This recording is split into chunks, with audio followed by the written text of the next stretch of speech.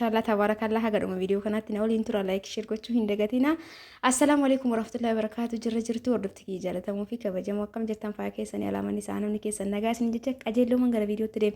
Egaa warri rakabooti ifaa kana beektattan sookeeta illee itti yaada maaliif sookeeta dheeraa hin qabaatiin saalonii keessa jidduu manaa teettanii danfisuun dandeettan jechuudha. Rakabooti kana yoo qabaattan dirqama rakabooti ifaa namni bite sookeetti illee itti yaaduu qaba. Akkasumas fakkeenyaaf akka maandajaa ifaa sanfaa jechuudha. Itti aansee rakabooti kana irratti wanni isin jedhu ilaala. Wanni warqaammaan isaan itti laxxafan kun bakka maraanii miti ilaala keessa mukni mul'ata jechuudha.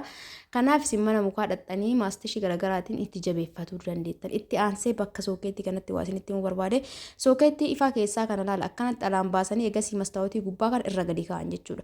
Yeroon booda eega mastaawotiin kun isa rigee nyaateen booda cituun isaan oolu sookeettiin ka ifu kun eega ifeen booda ka rakabootiin ifaa kun eega kawoonni ifu sun keessaa badeen booda natsama isiniidha jechuudha. Kana beekaa bitadhaa hundi keessanuu dirri isaa kana fakkaata bakka sookeettii kanatti cituun isaan oolu jechuudha. Yeroon booda hunduu akkasumatti oomishama rakabootiin irra gattaa malee osoo qaawwayiitiin kabaasan ta'e gamada san bareeda ture. Egaa meeshaa akkana jijjiiru kanni maashaallah tabaarakallaa meeshaa jechuun meeshaa baay'ee garmaleetii miti garuu waaqni sun xiraatii qaba jechuudha.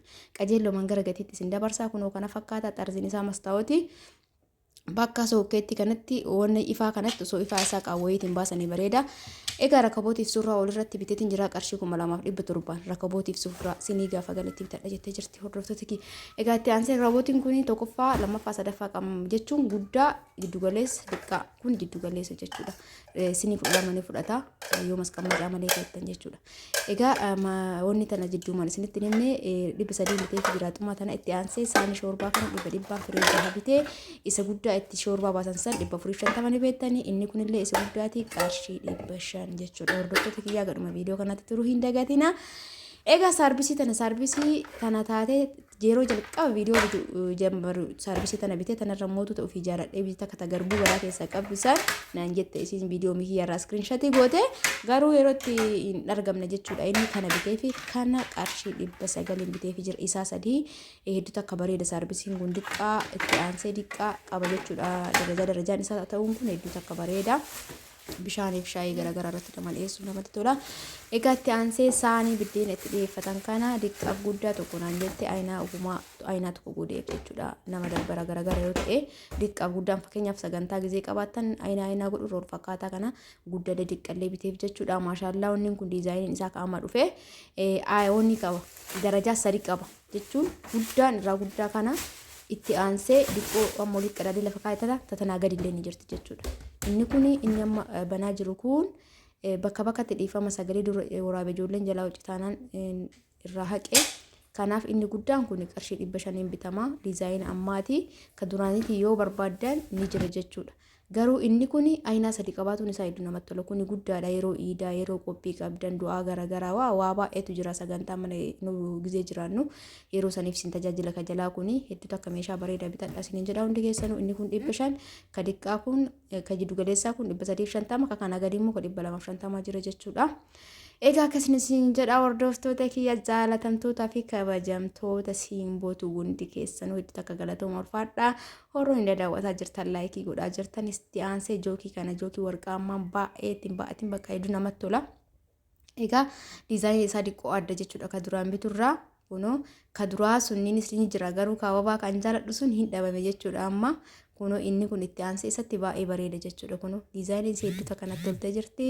Haala kanaan isa lama naan jettee burcuqqoo jookii qabu lama naan jette tokko warqaammatti tokko magariisa of keessaa qabu naan jette ka warqaammaa kana kunoo akkuma argaa jirtan qarshii 2000 bitee fi jira. Hordoftoota kiyyaa jookii warqaammaa kun akkuma diizaayinii isaatiin maallaqni isaallee garaagara jechuudha. Kan dura bitaa ture sun 2500 ture inni dhabame amma hedduu bareeda waan ta'eef jechuudha. Akkuma jaalladhu namni kun illee jaallatanii itti aansee isiin tun hedduu akkanatti tolti. Kanaaf diizaayinii kana bitee fi jira kan meeqaan bittee jechuun qarshii 2000 beektanii jookii warqaammaan kun akkuma diizaayinii babbareedni dhufuun maallaqni isaallee wal tara hangaruu kana 2000 bitee jira jechuudha. Itti aansee mootu ammallee jookii tokkoo fi burcuqqoo jaaka qabu garuu bifa qabu akkuma wanni irraa kana jira akkuma fakkiirraa kana ta'e aynaa tokko jechuudha. Egaa akkuma argitan kana isa kanallee filadhee baay'ee akka bareeddi wanni isii diizaayinii namatti tolti. Akkuma argitan kana wanni isii tuni natti toltee jirti jechuudha. Riivaaniin isirra jirtu tuni maashaallah haala kanaan bitee fi jira hordoftoota kiyyaa. Inni kun qarshii 1,900 bitee fi jira. Akka 1,800 illee jira kan inni ta'ee sadiqqoo nama hin hawanne jechuudha. Haga 1,800 jira. Isa kana qarshii 1,900 bitee fi jira isiniin jedha hordoftoota kiyyaa. Egaa samoona kana viidiyoo waraabuu dhiisee jira kan meeshaa maaliif jennaan ni beektanii torbee kana keessa ayyaana maal jedhanii gabaan hin jiru meeshaan akka gaariitti hin jiru jechuudha seenaa hin jiru waan ta'eef sanii fi isiniin jedha warroonni meeshaan keessan na bira jiraatu ergaan keessan baay'ee na bira jira kanaaf isin immoo ararraa eegalee gadi isin dhiisa jechuudha viidiyoo kunoo kana fakkaataa qarshii 1,900 bitee fi jira maashaallah tabaarakallaa. Itti aansee warri distii seeraamikiin ajajaa jirtan tan abbaan sadii yeroo ammaa tana gabaarra hin jiru hunduu isiniin jedhe sababa ayyaanaatiif ta'uu ni mala isii hedduu takka dhabe jechuudha haagala gaafa itti gaafachiisee ajajeellee hin dhufne firee takkitti tan akka tasaa taatee naaf iddee jirti jechuudha. Sansan fa'aa fi viidiyoo kan inni hojjetini qaawwaan akka bareedatti hin seenne jechuudha. Iddoo kana keessumti isin muddu waan hin jirreef jecha guyyaan torbeen kan nyaada bartuu jedhee dhiise. Egaa kana fakkaata hordoftoota kiyyaa. Egaa warroonni immootu viidiyoo garaagaraa na gaafattan inshallah gadi isinii dhiisa. Mee warroonni itti aansee kunoo distii kana distii seeraamikii abbaa sadii bitee fi jira hundi keessan hundi beektanii kunoo kurreen tokko itti hidhamee jira qabannaan kurroo tokko ka kurreen lama achirra jira distiin tana fakkaata akkuma gizee kaanii jallisaa adiidhaa kana fakkaata. Egaa distii tana qarshii 6,800 bitee fi jira isiniin jedha ayyaanaaf ta'uu ni mala torbee kana keessa distii tana ajajabaa bilbilee gizee akkana naaf fidaa hin seenu wiqaan jedhanii dhabamtee jirtu jechuudha. Hundaafuu amma kana qarshii 6,800 bitee fi jira firee sadii. Egaa itti aansee mootuu waan isin jechuu barbaade warroonni viidiyoo garaagaraa na gaafattan asirratti wal keessa na jalaa waan ta'eef yuutuubii kiyya kalammata san jalatti waa tokko isinii gadhiisa fedhii keessaniin mee sabskiraayib godhaa maaltu isinirraa irratti uummata keenya sabskiraayib godhaa isiniin jala nu biyya keessa ta'ennee yuutuubii gisee hojjennu bara uummanni keenya waan nama yuutuubiin maallaqa sirriitti yeroo irraa nama kafalitti fakkaata. Akkasii miti akkaataa ilaalcha isaa irratti hundaa'e yuutuubiin jechuudha. Waayifaan ni jira waa hedduutu jira ifaa jeemaleyyuu waayifaan ja'an ni jira ni beektanii. Kanaaf hundi keessanuu viidiyoo tokko achirratti gadi isinii dhiisa akka ol keessan taane kanaaf hundi keessanuu sabskiraayib godhaa achirratti waan an dalagu laalaa isiniin jedhaa jidduumaan hordoftoota kiyyaa dhiifama guddaa isin gaafadhaa jidduuwwan biraa haasa'e. Itti aansee manqurquraa leetira lama naan jettee jirti leetira lamatti makarajii tana firee lama biteetii jira. Egaa warroonni maatii keessaniif hawwata keessaniif manqurquraan ajajaa jirtan osoo kaadiidhaa tokkoon ajajjan hedduunatti tola gatiin isaa xiqqoo ni qaala'aa malee maaliif jennaan isaan ibidda irratti illee bobeeffatan waan ta'eef ibidda irra fayyadaman waan ta'eef kuni qabanaan isaa jalaa gubata jechuudha yoo ibidda bobeessanii irratti fayyadamanii isa qaamni isaa muluu sibiilaa qabanallee sibiilaa sun ni jira hadiida ta'ee jechuudha adiiwwan tokkiin isinitti agarsiisaa gisee taanu isa hojoon ajajjattanii warra hawwata keessaniif ajajjattan tunni garuu istoof irratti fi kasara irratti illee ni tajaajilti jechuudha rakkoon qabu kunoo shaayiidhaaf akkuma isin beektan isinitti agarsiisu hin jiru kurree qabdii afaan irraa. Egaa qarshii 800 bitee jira hordoftoota kiyyaa maashaallah qanii dura hagammaa bitu qarshii 850 fa'aan bitaa ture haadha 800 akka carraa keessaniif jechuudha gisee qannasee gisee dabale qannasee jira 800 isii lama bitee fi jira abbaa leetira lamaa jechuudha abbaa leetira tokko mootuu ni qannasa jechuudha hordoftoota kiyyaa. Eegas booda mastaxabaa tana mana kiyyatti beekamtuudha maashaallah waan bareeda jechuudha hordoftoota kiyyaa namatti tolti saafan isillee jijjiirina qabdi. Qarshii 250 biteetti aansee saanii adiinaan jette saanii zirgii adiinaan jette akkuma filannoo isitiin saanii tana qarshii 1,300 bitee fi jira gaarzaana jechuudha. Saaniiwwan biddeena namoonni barbaadan qarshii 1,600 qarshii 1,700 saanii hedduu yaabbutu jira jechuudha. Lumuuxxii ka ta'e namni keenya kaababaa qabu jaalata. Egaa akkasiin jedha isaaniin turillee baay'ee takka bareeda qarshii 1,300 bitee tirii kan ammoo akkuma tanaan dura isin argitan tirii hedduu namatti toluu fi tirii hedduu fufurdaa ta'e ka guddaa kana 600 bitee fi rakka xiqqoosan 400 biteef jechuudha. Hedduu takka lumuuxxiidha baay'ee natti tola garuu gara kiyyatti namni keenya waan ababaa waan uumamni itti baay'ate jaalata malee tiriiwwan tun baay'ee takka babbareeda jechuudha fufurdulleedha.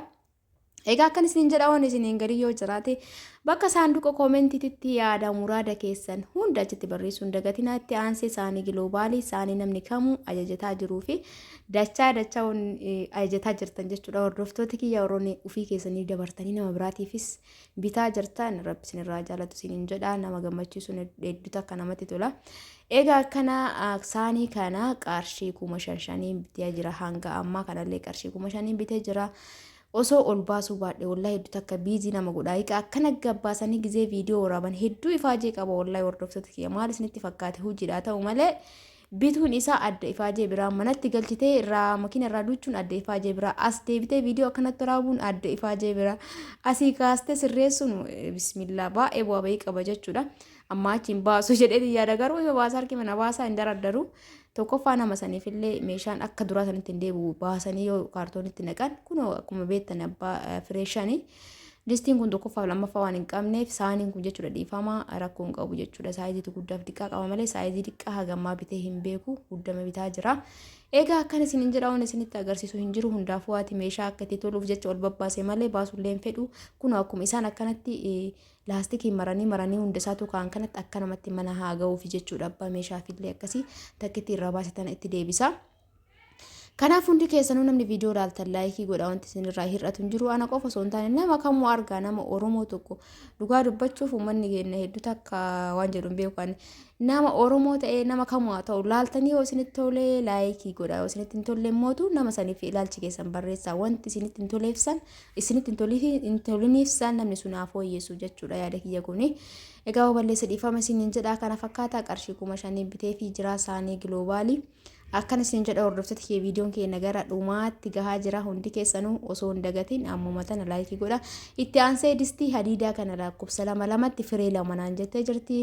Egaa distii kana hundi keessanuu ni beektanii mana nama kamiitu seenaa jira maashaallah anuu distii kana hedduu bite dachaa bite jechuudha waan isin ajaa'iburraa.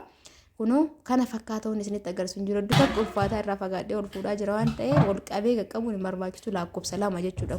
Kana gadi tokkoffaa guddaan ni jira garuu isin lakkoofsa 2 naan jette qarshii 2,888 isaa 2 bitee fi jira isaa tokko qarshii 2,800 jechuudha. Maashaallah gatillee baay'ee bareedaadha isiniin jedha hordoftoota kiyya.